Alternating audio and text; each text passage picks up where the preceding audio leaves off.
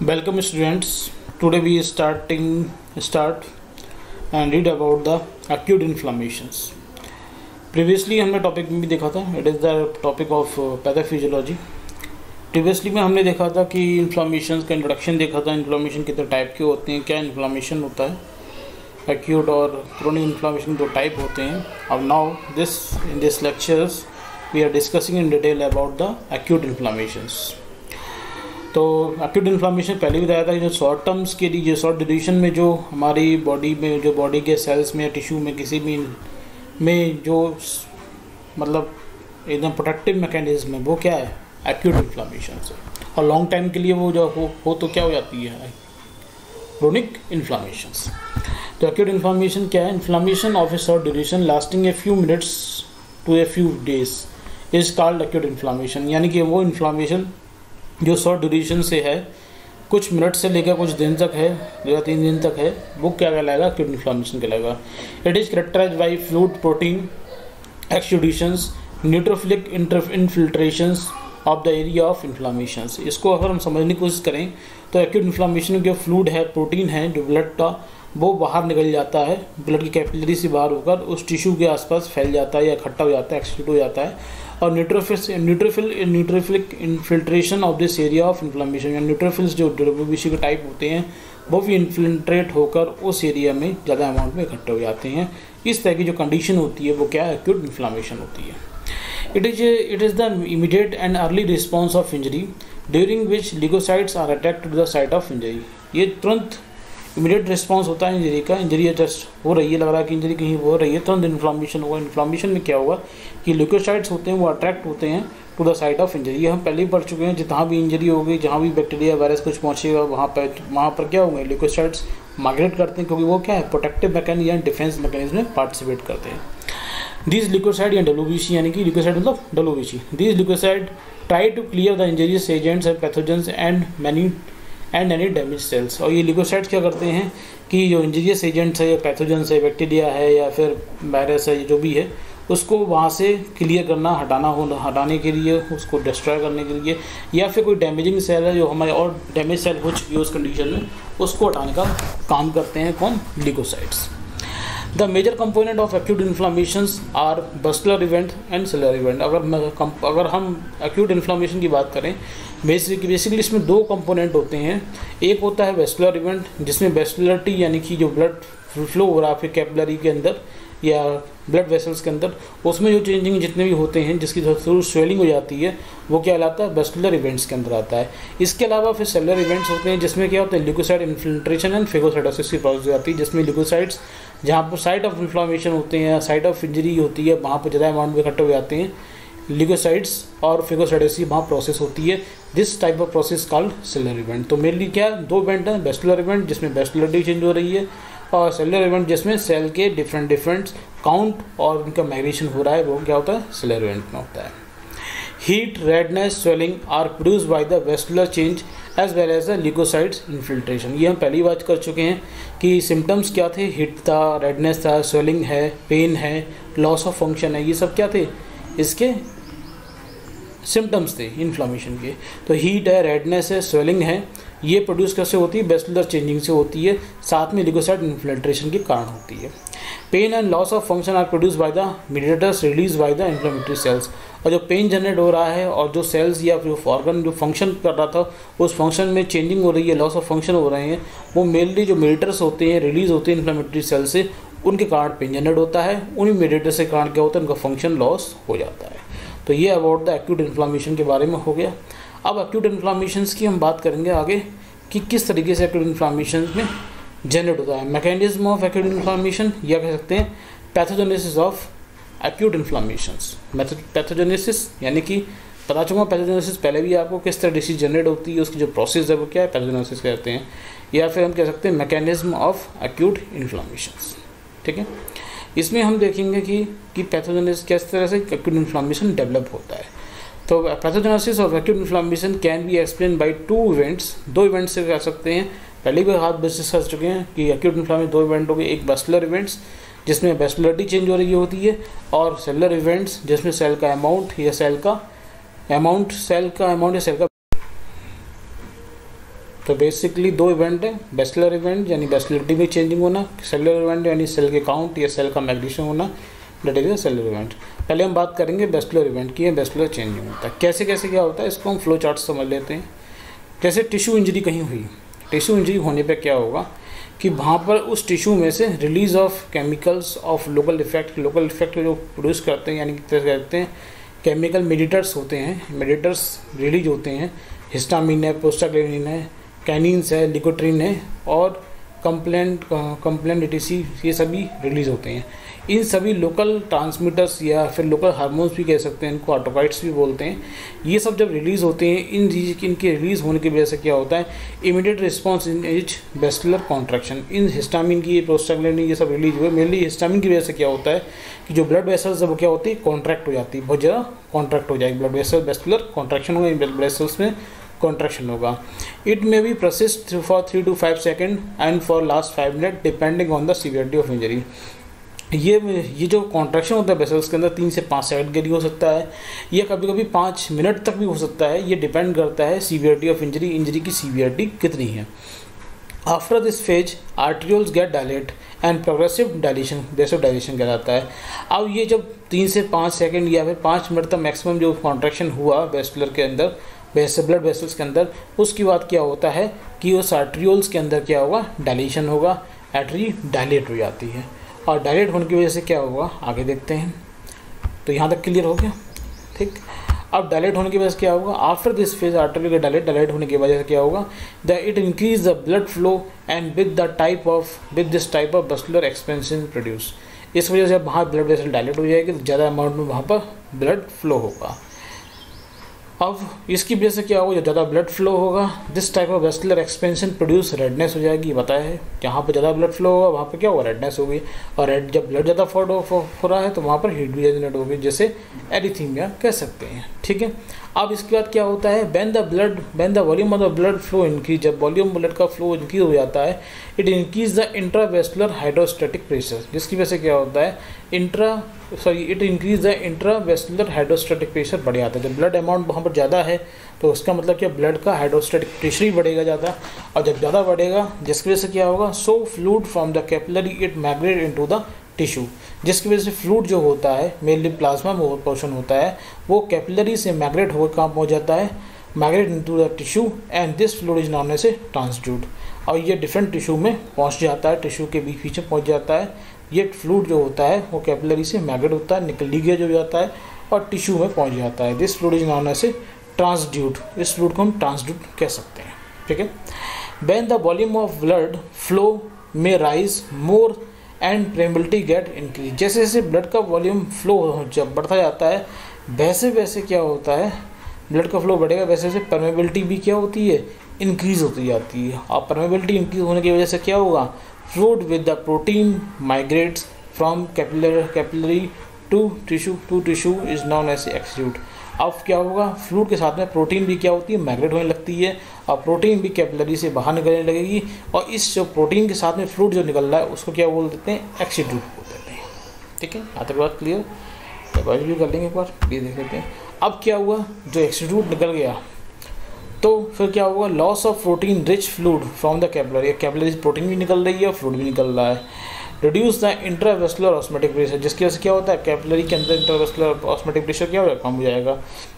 और increase the osmotic pressure of the intestinal fluid, और intestinal fluid यानी कि जो टिश्यू हैं उनके बीच में जो प्रेशर है वहाँ पर बढ़ जाता है। So it produce outflow of the water and आइन इनटू द एक्स्ट्रावेस्कुलर हार्मोन, जिसकी वजह से क्या होते हैं, वहाँ से वाटर और आइंस भी कंटिन्यू वहाँ से रिलीज होने लगते हैं, और ये फ्लूइड ज़्यादा अमाउंट में एक्यूमुलेट हो जाता है।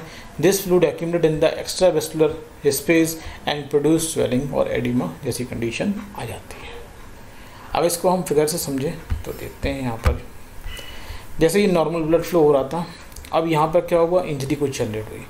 इंजरी जनरेट होने की वजह से क्या हुआ, यहाँ पर कुछ इंजरी जनरेट होगा। इससे पहले हम यहाँ आते हैं, यहाँ समझिए, टिश्यू इंजरी हुई, रिलीज ऑफ वेरियस मेडिएटर हुए, वो स्टिमुलेट करेंगे क्या, मेडिएटर्स मतलब हिस्टामिन है, लिकोट्राइन्स है, प्रोस्टाग्लैंडिन है, उनकी वजह से क्या होगा, इमीडिएट वेसल कॉन्स्ट्रक्शन होगा। वेसल कॉन्स्ट्रक्शन होने के बाद में क्या होगा, फिर कुछ देर बाद में वेसल डायलेशन होगा। वेसल डायलेशन की वजह से क्या होगा कि यहाँ से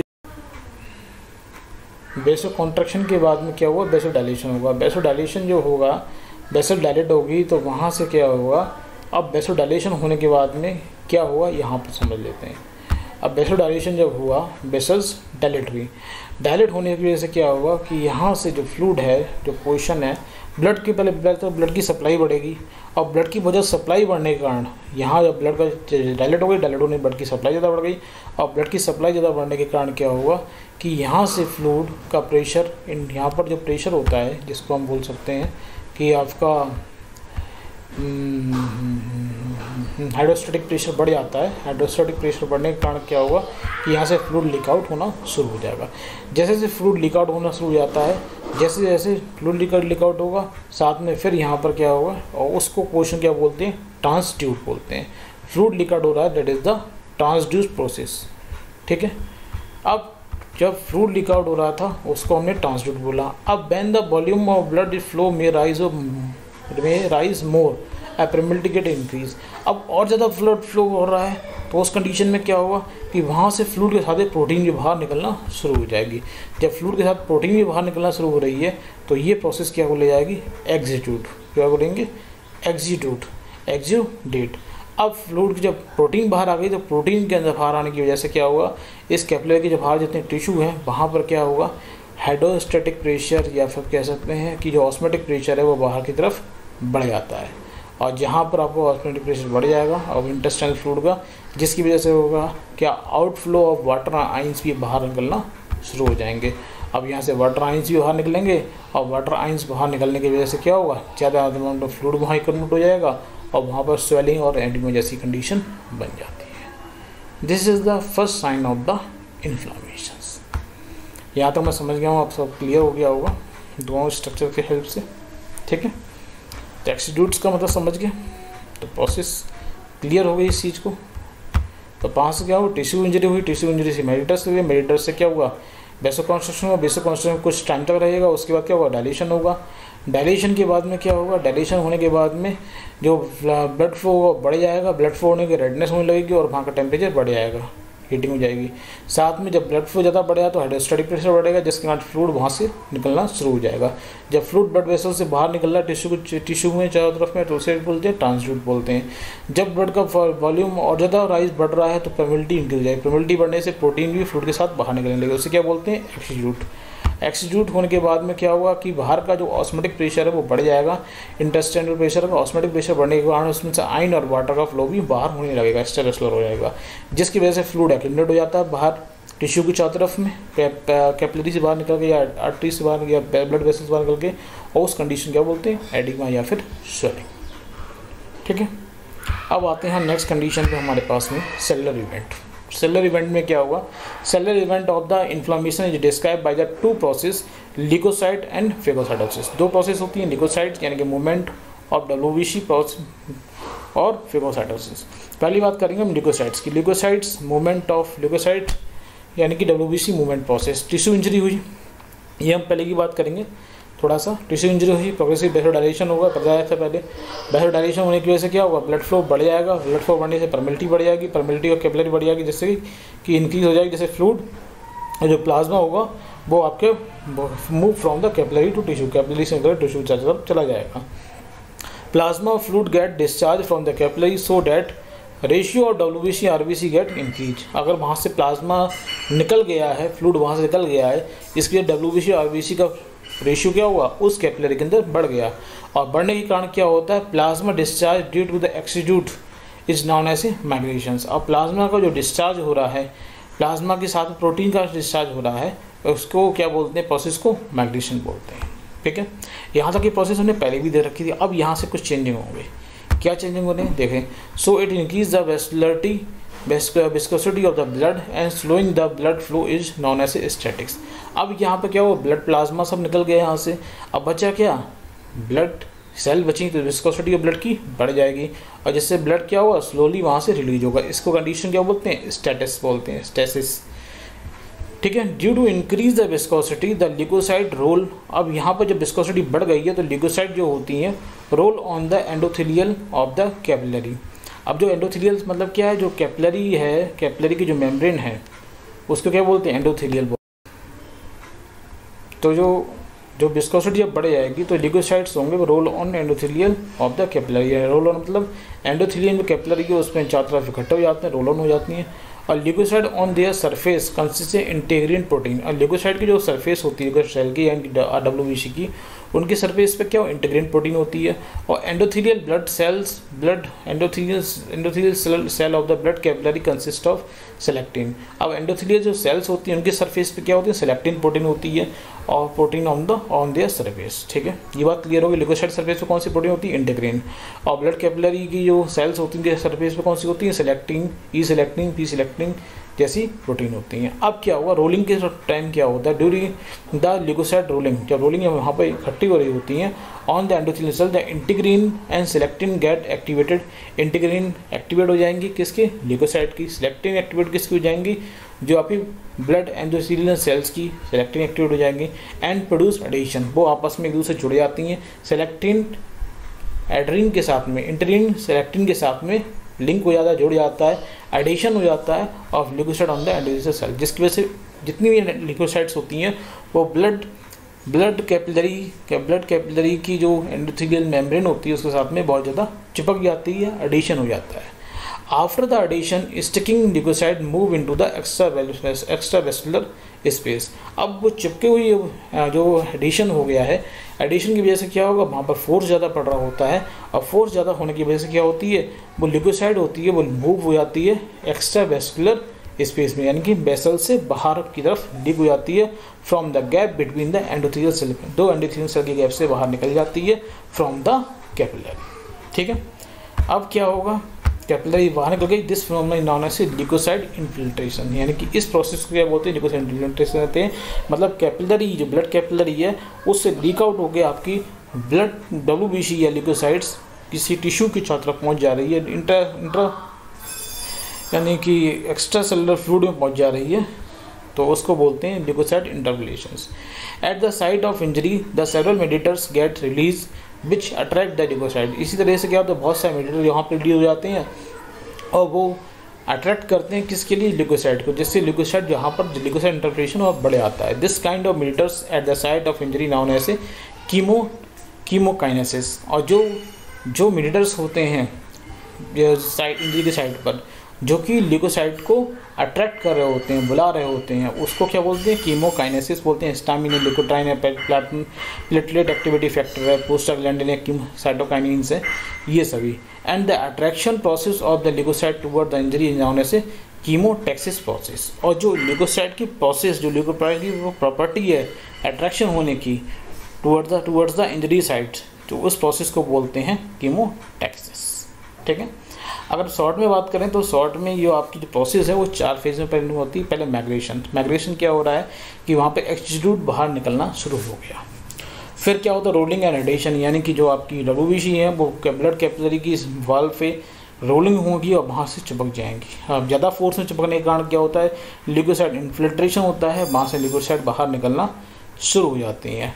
और लास्ट में कीमोटैक्सिस प्रोसेस, यानी कि जो जितने भी आपके कीमोकाइनिन्स हैं वो आपके उसे अट्रैक्ट करेंगे लिगोसाइड को, जैसे लिगोसाइड वहाँ पर कंटिन्यू एक्यूमुलेट होते जाते हैं। अब इस फिगर से समझिए तो कैसे होता है।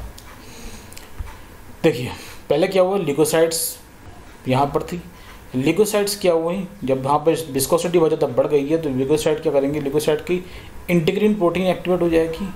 इंटीग्रिन प्रोटीन ये रही, और आपकी जो आपकी एंडोथेलियम सेल्स है उसकी क्या है, सेलेक्टिन प्रोटीन है।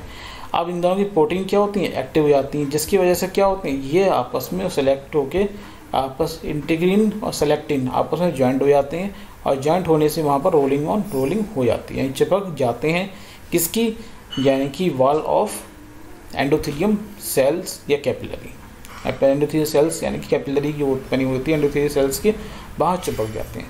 चिपकने के बाद क्या होता है, अब क्या हुआ यहाँ पर, जब ज़्यादा टाइम तक स्टेबल एडिशन हो जाता है, बिल्कुल चिपक जाते हैं, और चिपकने के कारण बहुत ज़्यादा फोर्स, एकदम हाईली फोर्स एडिशन हो जाता है, जिसकी वजह से क्या होता है, हाईली फोर्स ऑफ एडिशन की वजह से जो सेल के बीच में जो स्पेस होता है वहाँ से ये माइग्रेट कर जाती हैं। और माइग्रेट करने के बाद में क्या होती हैं, ये आपके बाहर जो फ्लूइड है या फिर एक्स्ट्रा सेलुलर फ्लूइड है वहाँ पर ये WBC पहुँच जाती हैं, एट साइट ऑफ इन्फ्लेमेशन की तरफ पहुँच जाती हैं, और यहाँ पर बहुत सारे मेडिएटर रिलीज होते हैं और इमीडिएट रिलीज होती हैं, जैसे कीमोकाइनिन्स कहलाते हैं, ये आपको उसको आगे अट्रैक्ट करते हैं, जिससे ये प्रोसेस और ज़्यादा फास्ट हो जाती है और यहाँ एक्यूमुलेशन ऑफ द WBC या लिकोसाइट हो जाता है, जिसको हम बोलते हैं WBC का माइग्रेशन या लिकोसाइट्स मूवमेंट प्रोसेस। ठीक है, तो ये कंप्लीट हुआ आपका। ठीक, नेक्स्ट क्या बचता है इसके अलावा जो हमने बात की थी कि यहाँ पर कि 2-3 चीज़ें होती हैं। पहले चीज़ क्या थी, लिकोसाइट मूवमेंट प्रोसेस होगा, दूसरा क्या, फेगोसाइटोसिस। फेगोसाइटोसिस में क्या होगा, फेगोसाइटोसिस देखते हैं। फेगोसाइटोसिस में the phagocytosis means engulfing of solid particle और agent from means of eating. पहले बता चुका हूँ, कोई खाने के प्रोसेस है उस प्रोसेस को बोलते हैं फेगोसाइटोसिस, और जो खाया जाने वाला एजेंट है वो कहलाता है फेगोसाइट कहलाता है। ठीक है, इसमें क्या होता है, 3 प्रोसेस होती हैं। पहले आइडेंटिफिकेशन अटैचमेंट होता है। At the site of injury several chemotactic factors get release from the infected bacteria. कोई बैक्टीरिया है, कोई वायरस है, वहाँ से क्या है, उसमें से कुछ रिलीज होगा, कुछ प्रोटीन ऐसी रिलीज होंगी, कीमोटैटिक फैक्टर कहलाती हैं, जिसकी वजह से फेगोसाइट होती है उस बैक्टीरिया सेल की तरफ में अट्रैक्ट होने लगती है। It attract the phagocytic cells, यानी फेगोसाइटिक सेल क्या हुआ, बैक्टीरिया की तरफ अट्रैक्ट होने लगेगा। ठीक है, इट आइडेंटिफाई और recognize the micro organism at the site of injury and coat the micro organism by ए स्पोनिंग प्रोटीन्स। अब क्या वो उसे आइडेंटिफाई कर लेगा माइक्रो ऑर्गेनिज्म को जहाँ पर इंजरी हो रही है, साइड ऑफ इंजरी पर, साथ में वहाँ पर एक कोटिंग करता है, the coating of the micro organism by a opsonin protein के थ्रू उसके चारों तरफ कोटिंग क्रिएट कर लेता है, which are naturally occurring substance from the serum में नेचुरली सबस्टेंस प्रेजेंट होता है, and it's give help for the attachment of the phagocyte to the micro organism, जिसकी वजह से क्या होता है, आसानी से फेगोसाइट होता है, फेगोसाइट सेल्स होती हैं वो आपकी माइक्रो ऑर्गेनिज्म से अटैच हो जाती हैं। ठीक है, the process perform by the agent, जो एजेंट कहलाता हो गया, फेगोसाइट सेल्स ही होती हैं। ठीक है, यहाँ तक हो गया। अब आइडेंटिफिकेशन कर लिया, उसका अटैच हो गया। नेक्स्ट प्रोसेस क्या होगी, engulfing. Now the phagocyte is ready to engulfing the micro organism. Engulf करेगी उस माइक्रो ऑर्गेनिज्म को, अपने दबो लगेगी। इंगल्फ करने के बाद में कुछ एंजाइम में से रिलीज करेगी। Engulfing phagocyte release the lysosome, और लाइसोसोम रिलीज करेगी, जिससे जैसे क्या होगा, डिग्रेडिंग एंजाइम होगा, उसका डिग्रेडेशन होना शुरू हो जाता है, टूट-फूट होना शुरू हो जाती है माइक्रोब्स की। अब लास्ट प्रोसेस क्या, डाइजेशन और डिग्रेडेशन, यानी कि these degrading enzyme kill the micro organism and digest कर लेंगे। अब कभी कभी क्या होता है, however this mechanism get fail to kill bacteria like mycobacterium. कुछ बैक्टीरिया होते हैं वो इसके थ्रू किल नहीं हो पाते हैं, जैसे कि मायोबैक्टीरियम ट्यूबरकुलोसिस। तो ये प्रोसेस आप क्लियर हो गई होगी। This is the pathogenesis of the cell acute cell injury. मैं दोबारा एक बार क्लियर कर देता हूँ। क्या था यहाँ पर, 2 तरह की होती हैं, बस्कुलर इवेंट, सेलुलर इवेंट। बस्कुलर इवेंट में मेनली क्या हो रहा था, लास्ट प्रोडक्ट क्या बन रहा था, स्वेलिंग हो रही थी। स्वेलिंग होने के बाद में दूसरी इवेंट क्या थी आपकी, सेलुलर इवेंट थी। सेलुलर इवेंट में लिकोसाइट था, लिकोसाइट का मूवमेंट इंजरी ऑफ साइड में। फेगोसाइटिस में मतलब क्या होता है, बैक्टीरिया वायरस जो भी आपका है उसमें इंगल्फ की प्रोसेस होती है। तो ये तीनों प्रोसेस कहाँ होती हैं, एक्यूट इंजरी में होती है। ठीक है, वीडियो क्लियर समझ में आया हो तो लाइक कीजिएगा। कोई चक्कर, तो ये प्रोसेस आपकी कंप्लीट हुई फेगोसाइटोसिस की भी। और फेगोसाइटोसिस में अगर एक को इमेज से देखें तो फेगोसाइटोसिस ये होता है, जैसे कि हमने बताया माइक्रो ऑर्गेनिज्म को उसमें पहले आते हैं, फिर अंदर क्या होते हैं, डिग्रेड करते हैं, डिग्रेड करके बाहर निकाल देते हैं। This is the process of phagocytosis. ठीक है, अगर आपको अगर ये प्रोसेस समझ में आई हो अच्छी बात है। अगर कोई कन्फ्यूजन हो तो कमेंट बॉक्स में पूछना, और अपने मेरे चैनल को ज़रूर सब्सक्राइब कीजिए जिन्होंने सब्सक्राइब नहीं किया है, और अपने कलिंग के साथ में शेयर ज़रूर कीजिएगा, और इस वीडियो को लाइक कीजिएगा। नेक्स्ट वीडियो मिलेंगे नेक्स्ट लेक्चर में, तब तक के लिए थैंक यू।